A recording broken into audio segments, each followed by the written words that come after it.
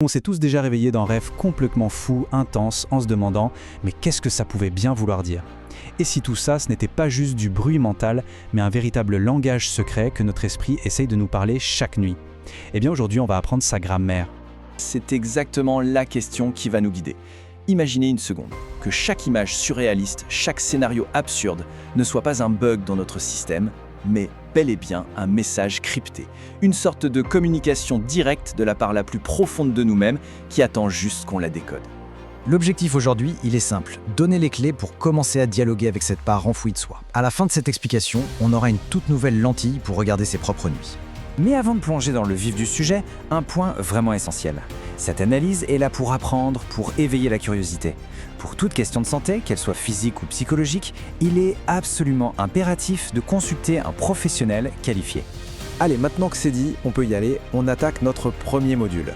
L'idée centrale est la suivante, les rêves, ça ne parle pas en prose, mais en pure poésie. Pensez à notre façon de communiquer au quotidien. Notre esprit conscient, c'est un peu un architecte. Il est logique, linéaire, il construit des phrases bien carrées avec un sujet, un verbe, un complément.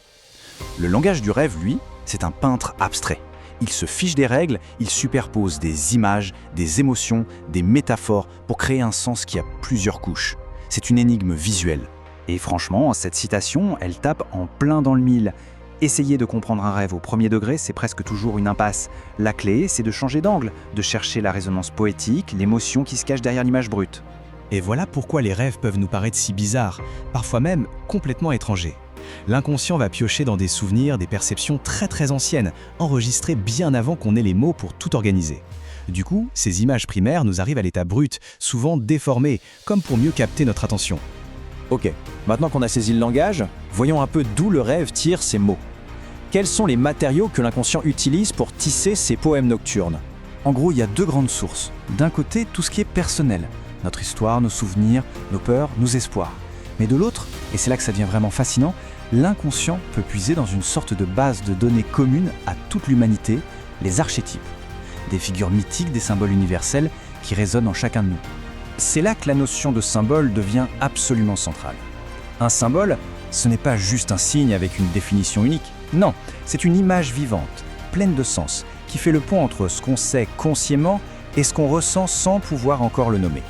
C'est la meilleure image possible pour une réalité intérieure qu'on n'a pas encore saisie. Pour que ce soit plus clair, rêver d'une maison, ça ne parle souvent pas d'immobilier, mais de la structure de sa propre personnalité. Est-ce qu'elle est solide, en ruine? Un véhicule, ça peut représenter notre façon d'avancer dans la vie. Est-on au volant ou simple passager? Un animal nous reconnecte à nos instincts, et un miroir, eh bien ça signale souvent un moment crucial de prise de conscience de soi. Allez, on prend une petite seconde. Essayons de nous rappeler un rêve récent.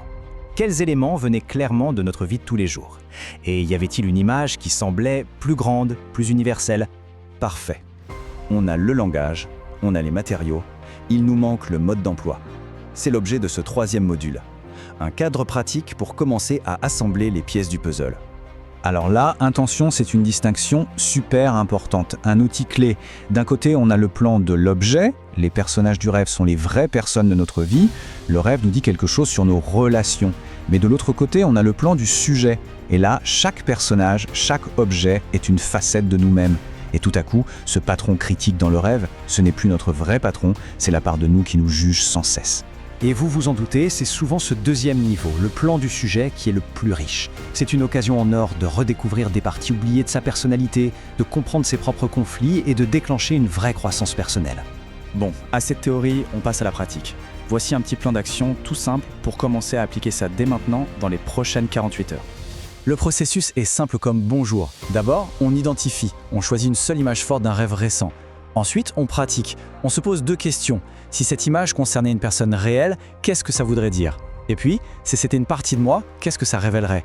Et enfin, on suit, on observe simplement, sans juger, ce qui remonte, les nouvelles idées ou émotions. On se donne 48 heures sans pression. Le but du jeu, ce n'est pas de trouver la réponse définitive. C'est simplement d'ouvrir une nouvelle fenêtre, d'envisager une perspective différente sur soi-même. Et si rien ne vient, si une interprétation semble forcée ou sonne creux, surtout pas de panique, c'est même bon signe.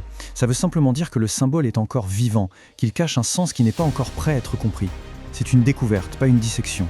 Voilà, le voyage ne fait que commencer bien sûr, mais les fondations sont là. Avec ces quelques clés, il est possible de commencer à écouter ces nuits avec une oreille toute neuve et d'entamer une conversation passionnante avec les profondeurs de sa propre psyché. Donc, pour finir, une invitation. Cette maison bizarre, cet animal étrange, ce véhicule qui est apparu la nuit dernière, quel symbole onirique choisira-t-on pour initier ce dialogue? La porte est ouverte.